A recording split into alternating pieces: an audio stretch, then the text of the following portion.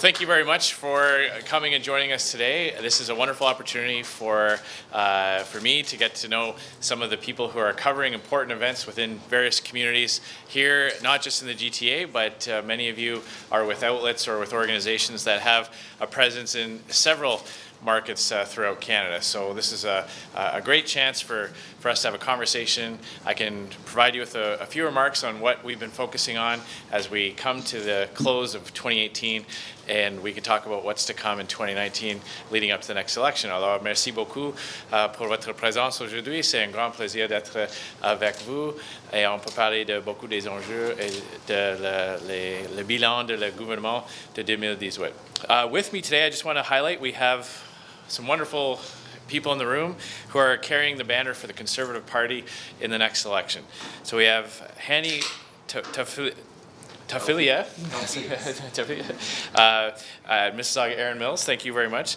Sarah Fisher from Don Valley North, Iftar Chowdhury, Scarborough Centre, David Kong, Scarborough North, Sean Hu, Scarborough Agincourt, Ramona Singh. Oh, and Sean, you were just nominated yesterday. Hey, fantastic. Congratulations. Ramona Singh from Brampton East. Arpan Khanna from Brampton North. There you are. And Gada Malik from Mississauga Streetsville. So thank you very much for joining with me. Oh, I'm sorry. I thought I had that. I did that. Ishar Chowdhury. I did say that. Scarborough Centre. So thank you. Thank you very much. So this past year, we can summarize the Trudeau Liberals as having a year of failure. This was the year that they were supposed to get Canada back to balanced budgets. They promised in the last election campaign that they would run short, temporary deficits and return back to balanced budgets by their last year in office. We now know that that won't happen. The budget projection for this coming year is almost $20 billion. That's $20 billion that this government is borrowing from future generations of Canadians to spend on their political motivations today. That's not fair for future Canadian taxpayers. It's not fair to my 5 kids to grow up knowing that they will inherit the debt that Justin Trudeau has racked up for them. This was the year that Justin Trudeau was supposed to come back with an even better NAFTA. Remember, he said that he would go to Washington and he would come back with an even better trade deal with the United States than we had going into it. And instead, what did we see? We saw the Prime Minister offer concession after concession, giving Donald Trump basically everything he was asking for and got nothing in return. In fact, every single thing that Justin Trudeau claims credit for in the NAFTA negotiations were things that Conservative governments had already negotiated and secured for Canadians. All we did was lose, and we got nothing back in return. We also have, we've seen Canada's tax burden shift from, to impose an even greater obligation on families. In fact, 90% of Canadian families are paying more in taxes under this government than ever before. And Justin Trudeau has done nothing to address the very real problem of how life in Canada is becoming more and more expensive. It's becoming harder and harder for families to make it through the end of the month. They point to data points and GDP and things like that to mask the fact that many Canadians are finding it very difficult to make ends meet, and all the while this government is finding new ways to make things more expensive. And we saw that this year when Justin Trudeau introduced his carbon tax. A carbon tax that was supposed to be the signature piece of the Liberal government's approach to the environment. And instead, what this carbon tax has done is offer large industrial emitters huge exemptions while placing all the costs on commuters and families and small businesses. So big, large companies that can afford to hire people to negotiate good deals with the government, they got up to a 90% exemption. But small business owners who employ people in their community, they will pay the full burden of the carbon tax, as well as individuals who have to drive to work, drop their kids off at activities, or who have to heat their home. And living in Canada, as we're entering in the winter season, we know heating your home in this country is not a luxury. It's an essential. And yet we have a government that's making household expenditures even more expensive. So that's the year of failure that we are holding the government to account. As we move into 2019, the Conservative Party will be outlining our vision for Canada, how to make life more affordable for Canadians, get the government's fiscal record back under control so we're not borrowing money from future generations of Canadians, so we're not paying more money in interest payments than we are on services like healthcare and other important items. I want to close, before I take questions, I just want to say what an invaluable service you all do for your communities. And one of the reasons why we wanted to have this event was to acknowledge the role that ethnic media plays in Canada today. It is essential that we have a vibrant news reporting industry in Canada, and for the millions of Canadians who speak a language other than English or French, hundreds of thousands of Canadians who speak a language other than French or English, it's very important that organizations like yours are there to communicate, so that when we as politicians make decisions, or when we want to explain why it is we're doing something or not doing something else, we have an ability to communicate with an ever-growing aspect of Canadian society. So I want to thank you for that. I want to thank you for the service that you do for your community. I know there's a lot of conversations about how government policy can have an effect on the media, and I do note that the recent announcement that the government made for news reporting and media have left a lot of ethnic language communities out in the cold. It won't actually address any of the challenges they're facing.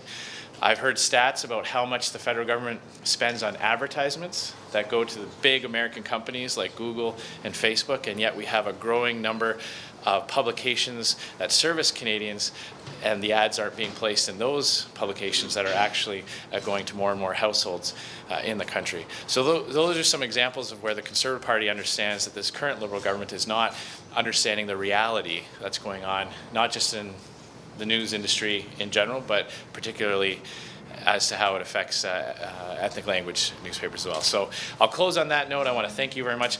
You see before you a very diverse group of candidates. The Conservative Party is a very diverse party. We have representation from every walk of life, every background. The Conservative Party is proud to be the party that elected the first Chinese MP, the first Korean parliamentarian, the first turban Sikh in cabinet, first Muslim MP, first Filipino senator. We are the party of so many firsts, because in the Conservative Party, we all come together from different walks of life, different backgrounds, different faiths, different languages, to celebrate all the things that make Canada great. And that's our freedom.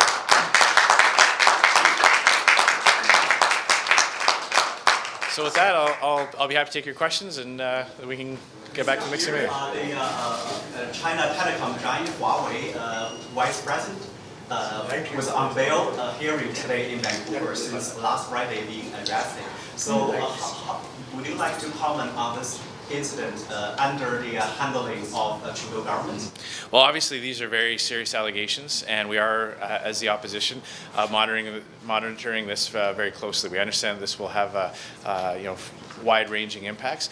There are important security concerns at play, and important issues as to what some of the allegations are. So we're going to be making sure that the federal government approaches this thing based on Canadian law and fundamental principles of justice. My following question is: do you think that Canada-China's relationship going to be affected by this handling of the government? Well, I think it's imperative that the Canadian government obviously have very dynamic dialogue with China right now. Obviously, this is something that the Chinese government has weighed in on, and they've made their statements known. They've made their positions known. The relationship between Canada and China is very important, so we have to make sure that we're engaging very closely. We have an independent legal system here that has to be able to operate based on our foundational principles of justice and independence and transparency. But knowing that there will be concerns on the Chinese government side means that level of engagement does have to be there. Since cannabis is the legal, if the Conservative comes in power next year, will you guys make any changes on the ages or something else you have concerned about that? Canadians? Yeah, so the question was on cannabis being legal now and what the Conservative Party is looking at. As you know, we were opposed in principle to legalization. We voted against it in the House of Commons and tried to stop it. And when it got to the Senate, we tried to improve upon some of the worst parts about the bill. It's very clear that this was something that the Liberals rushed into. They ignored the concerns of provinces, of medical health experts, of police. So what we're looking at right now are some options around strengthening the provisions to keep it away from children. There are some gaps, some loopholes in the laws that have actually created situations where it's almost advantageous to some individuals to use young people to sell it illegally. Also, the age of consumption is something that we're very closely looking at. We believe 18 is far too young. All the health experts agree that there's a lot of brain development that continues well into the 20s. So we are looking at the minimum age. We're also looking at some of the rules around possession for young people and delegating to provinces greater control over the administration. Some provinces don't want to have home grow. Some provinces have other concerns, and we believe that because the provincial government has to manage all the health costs, all the court aspects of it, they should have more of a say in how the regime works in each province. Folks, I'll just jump in quickly as well. Because of how many people we have, we'll try and keep it to one question per outlet. And also, if you don't mind just stating the name of your outlet before you ask the question. That way we all know who's here. Sir, you can go ahead. Scheer in the Saini from Kawasi Media Group.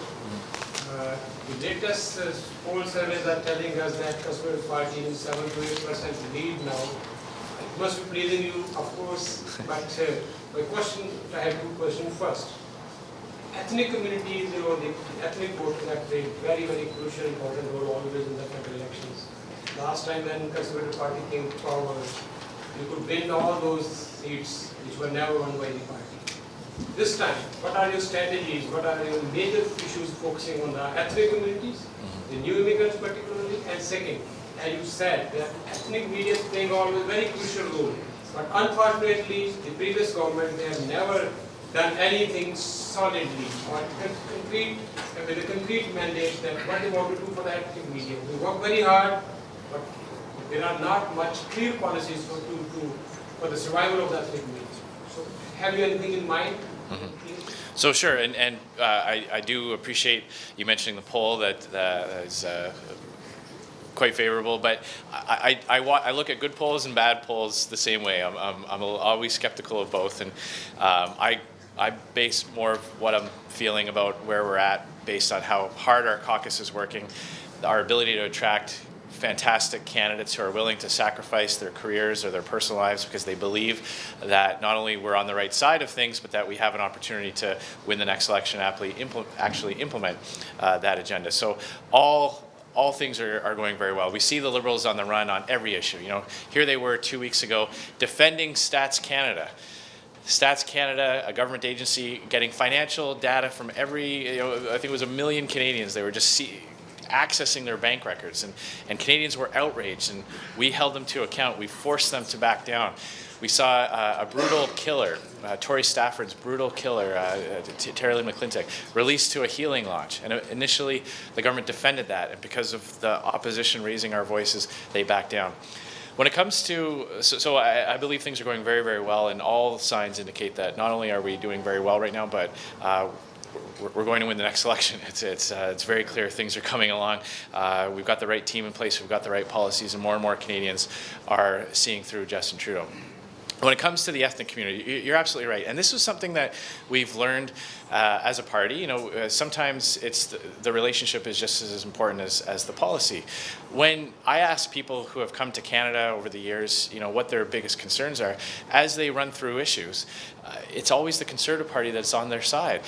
Many people have come to this country are entrepreneurs, and they've opened up a business to support their families and to create jobs. The Liberal attack on small businesses was unprecedented, and here were so many Canadians saying, I thought the government was supposed to be on my side, and here the Liberals are calling them tax cheats. Well, it's the Conservative Party that celebrates entrepreneurs and wants to have a government that helps businesses do well and thrive.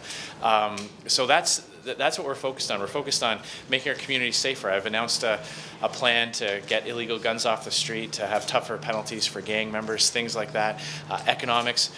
many people, people who come here make sacrifices for themselves so that their children have an even better future. So when we talk about not borrowing money as a government, that really resonates with new Canadians, especially. When we talk about the border issue, so many people I've spoken to who have come to Canada legally have said, hey, wait a minute, it took me 3, 4, 5 years to come to Canada.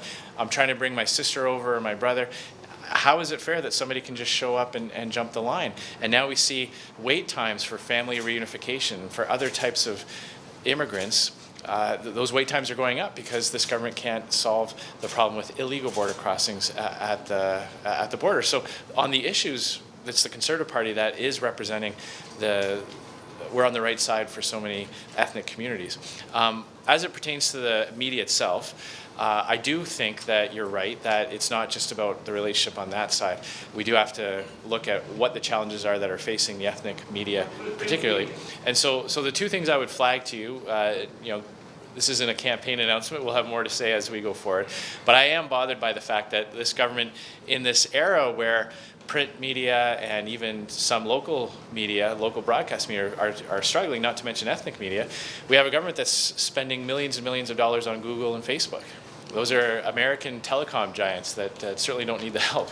And making sure that ethnic media gets a fair share of that, I think, is essential. So gentleman back here and then this lady over here. From AM 530. We're talking about safety. And what about Raj Tirwal? His name came up from wiretap, and he's still there. Do you think it's something relates to the national security? And my next question is, while selecting your candidates, are you doing something, something kind of mental health, so that they are, beforehand that they are mentally very strong? Mm-hmm. Well, on the situation with Raj Grewal, obviously there are a lot of questions being raised about what's gone on. There are some serious allegations that have been levied against him. We asked these questions when he was on the trip to India and he brought somebody that he worked for. We thought that in and of itself, that was an appearance of a conflict of interest. The government refused to answer on that. Refused to answer why you have a sitting member of parliament who's on the payroll of another company and what the relationship was there. So now we understand that our authorities looking into these things, and we've asked Justin Trudeau questions, and he hasn't answered them in the House of Commons, what he knew and when he knew it. And, so we'll find out. Obviously, this will continue. We're going to keep asking the tough questions, even if he doesn't like to answer it. On our own candidates, absolutely, we have a variety of methods where we try to get to know the person who wants to run for us. We're a grassroots party, and we believe that members of our party have the right to choose their own candidate. That being said, the party does try to make sure that people are who they say they are, that they are the people of good reputation. So we have a number of things to go through. At the end of the day, no system is perfect, but we do, and we offer them support too. We offer them, not just from the party helping to win elections, but we try to help make sure that everyone's, on the same page and working together constructively. Generally these things tend to come out if you've got people who are well known in the community. People will support them, and if they're well known with a good reputation, it's because they have a track record of being upstanding. So we've got another question over here. Sorry. Yeah. Sorry. I'll come back to you if I can. I'll give that to you. Sorry. Right over there, please. Hello, hi, I'm Becky from Top Times. So once you win the next election, what changes are you going to make to immigration and citizenship policies? Well, we have to secure our borders. That is something, no matter how long your family has been in Canada, whether like mine, it's been for several generations, or someone more recently, coming in Canada a little bit more recently, we have to have a system that places fairness at the very forefront of the policy. So when you have people just skipping the line, we have to stop that so that we can have more lawful immigration based on Canada's needs, based on compassion and things like that. So that would be a key priority, would be to solve the problem at the borders. Then I think what we need to do is we need to have a system that recognizes that Canada has a lot of different needs in a lot of different parts of the country. So you have some areas with very high unemployment, some areas with a shortage of workers. So we need a flexible policy to accommodate for that. And we need to make sure that our immigration targets are linked to our economic and our demographic needs. We need immigration to grow our economy. We need immigration to grow our population.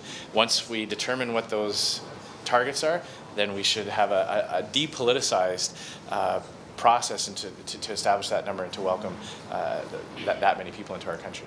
Question right down here. This is a report from the Mingpao Chinese newspaper, and Canada just announced today it signed the GCM, and just wondering how do you think that this move can help to curb the irregular cross borders in Canada, and if you become a prime minister, how you deal with the problem? So this is the Global Compact on Migration? I see, okay. So I announced just recently that the Conservative Party opposes Canada signing on to this compact. We believe that these types of international agreements do have an impact on Canadian law, on Canadian process. There are many examples where international conventions or accords or treaties are cited in our domestic court cases where judges will point to that as a reason for a decision. We believe that Canadians should be able to make these decisions ourselves. There's language in the compact that we find concerning. There's a whole chapter about sensitizing the media and encouraging certain types of reporting while discouraging other types of reporting. We believe that, you know, to invite the government to play that kind of a role, you know, you're all here as independent members of the press, of the media. It's not up to the government to try to encourage or entice or reward or punish. That's something that your viewers, your readers, your listeners should make their own decisions on. So for that reason, we do not support Canada signing on to it, and I have announced that as Prime Minister I would withdraw Canada from that compact. Right here, sir. I am from social media, Easy24 News. Half a billion Tamil Canadians are here. So they want to know, you know, or you all know, in back home, last 30 years of war, it's over. So you put the pressure on the Sri Lankan government when you come to power, any political solution. Yes, and this is something I'm very proud of. The previous Conservative government had a very strong voice when the Commonwealth meetings were supposed to be held. Canada under the Conservative government took a very clear line on that. We have always, as a party, spoken out against human rights abuses without worrying about ruffling feathers in the other countries. Where we see a particular group of people, an aspect of a country being persecuted or having their rights violated, yes, a Conservative government under my leadership will always speak out loudly on that and support those Tamils who are trying to find justice and seek restitution for what happened. Right here, ma'am. Yep. Tying from NTDQH about the Camden Treat. The Ontario government scrapped this Camden Treat, so we see the gasoline price drop down. But Ontario's climate change plan not recognized by the federal government. So on the January 1st, we might see the gasoline price goes up. So if you win next election, what are you going to do regarding the whole climate change and the Camden Treat thing? Well, I just want to point out that I think you know, Premier Ford obviously recognized that cap and trade was costing Ontario consumers and taxpayers a great deal without the environmental benefit. Kathleen Wynne's disastrous policies here in Ontario have left Ontario taxpayers on the hook for, you know, everything from green energy scandals to cancellation fees for new power plants. So it's frustrating to me to watch a federal Liberal government with a carbon tax plan that doesn't reduce emissions but just raises the cost on commuters pronounce judgment on a provincial plan that has a path to actually reducing emissions, and that has already seen huge benefits to consumers and to the people of Ontario. So in that respect, Conservative government would work very closely with the Ontario government as they implement their meaningful plan to reduce emissions. And I don't think Justin Trudeau is in any position to throw stones. His plan, the Trudeau Liberals' plan, won't reduce emissions. They won't meet their targets. And so for them to pick a battle with the Ontario government makes no sense to me. So as Prime Minister, we would give provinces the flexibility if they can meet targets without a cap and trade or without a carbon tax. There's no need for the federal government to force them into something, and that's what we see with Justin Trudeau. He's picking a fight with the provinces when it's his own plan that has been proven to be so wildly ineffective. Two more questions. We just got one here and then one right here. Right here and then right here. Want me to go for it? No, sorry, we'll go with this gentleman first. That's the American newspaper. given the recent provocation by Russia against Ukraine Navy, is there any more response that Canada through NATO or some other group should be doing to protect the Baltic nations? Well, we've certainly called on the Liberal government to do more in that. We announced a plan just a few months ago about how Canada can give more material aid to Ukraine, so it's not just words, but it's actually equipment that would help them defend themselves. That would be a tangible benefit to the government of Ukraine and to the people of Ukraine in fighting back against unwarranted Russian aggression. To date, we don't see that. We see some nice words from Justin Trudeau, but the real action that would actually help Ukraine is missing in action. So that's something that we've already laid out as a marker that could be done, that would not just send a signal to Russia that Canada is standing with Ukraine and that the world is coming together to protect Ukraine's integrity and the sovereignty of its borders, but also actually give them the equipment to help them do that. Would you ever see Canadian boots on the ground? You know, I wouldn't want to speculate as to that point. You know, obviously we all hope that things can de-escalate, but I do believe that the hard assets, the hard equipment, the meaningful military equipment that Canada does have at its disposal could be directed to Ukraine to provide it tangible help. Time for one more question back here, ma'am. Hi, I'm from the Armenian TV program, the High Horizon. In the next few months, we've been looking closely at the achievements that Canada is making in the bilateral relations with Canada, Armenia. And my question is, Canada is the only G7 country that does not have an embassy in Armenia. What would you do in the future to establish a Canadian embassy and to further tighten the relationships? Well, I very much thank you for the question. I've got to know some people in the Armenian community very, very well, and I really enjoy attending the events with them. A fantastic part of Canada's society, and I've really learned a lot about the history of the Armenian people, both here in Canada as they've established communities and the diaspora has grown, but also, of course, the tragic history that has happened in Armenia itself. And so, you know, I'm proud to be part of a government that has a party that recognized that and the tragedies that have been imposed upon the Armenian people.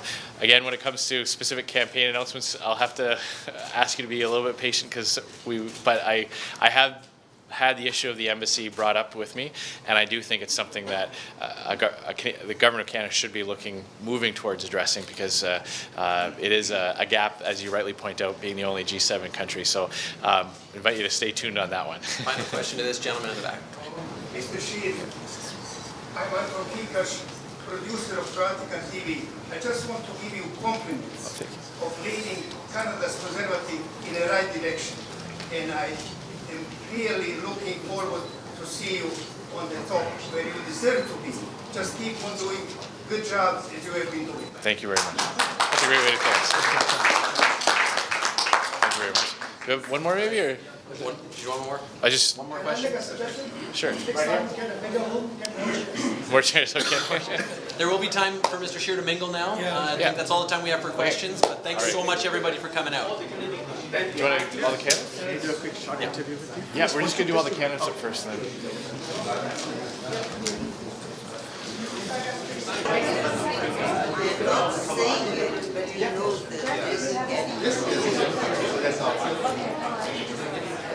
So just before we get to the mixing and mingling, I just wanted to wish you all, as we head into the holiday season, I know everyone gets some downtime no matter what your cultural practices are or your religious beliefs. I know this is a time that everybody spend some time with friends and family. So on behalf of the Conservative Party of Canada, my colleagues in the House of Commons, my fellow candidates up here on stage, I want to wish everybody the very best for the Christmas season. Happy holidays. Happy New Year. I hope you all have a healthy and prosperous 2019. Thanks very much for joining us.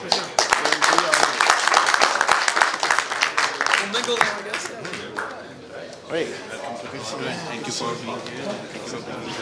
My pleasure. Good to see you guys. Thank you.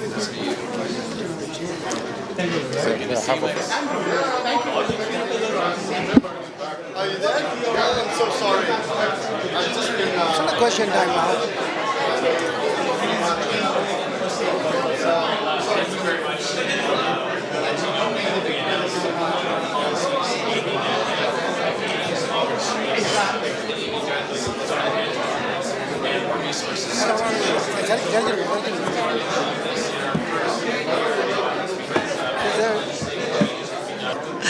I know you're very busy right now and you must be very excited about it.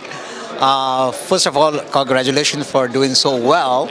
And my only one question is Maxime Bernier's new party. How would that affect you in the next coming election? Well, you know, I believe that the vast majority of people who want real action to lower taxes, to get our budget back to balance, to secure our borders so that we can have lawful, compassionate immigration, will not just work with our party, but be excited about winning with our party. The people understand that one person who has one difference of opinion with a political party running off to start his own party doesn't help defeat Justin Trudeau and bring in common sense conservative principles. So I'm very confident that we're going to keep the conservative voters together. Absolutely, I see it everywhere I go. People are excited to work with us. They see the progress we've made. You'll remember in 2015, everybody in the mainstream media was saying that Justin Trudeau was guaranteed a second term, and now our party, under my leadership, our team, we've got the Liberals on the run in the House of Commons every day. We're winning by-elections. We're out fundraising them. We are on a path to victory, and when we win in 2019, we will deliver on the things that conservative voters are looking for. So I'm very excited to keep working with all the conservative voters in the conservative movement to deliver real change for this country. There are so many people who want to take pictures with you and want to talk to you, so I won't take too much of your time. But E-Awaz TV and Sazo Awaz is the largest ethnic radio station in North America. If you could give some message to them. Well, I just want to wish all the listeners and viewers a very Merry Christmas, a very happy holidays, all the best for 2019, happy and healthy, prosperous New Year. I want to congratulate the fine people at this station for doing an invaluable service, getting the message out, informing listeners and viewers on a wide variety of important topics. You're doing a great public service, so thank you for the work you're doing, and all the very best to everyone watching and listening. Thank you so much. Thank you. Sir.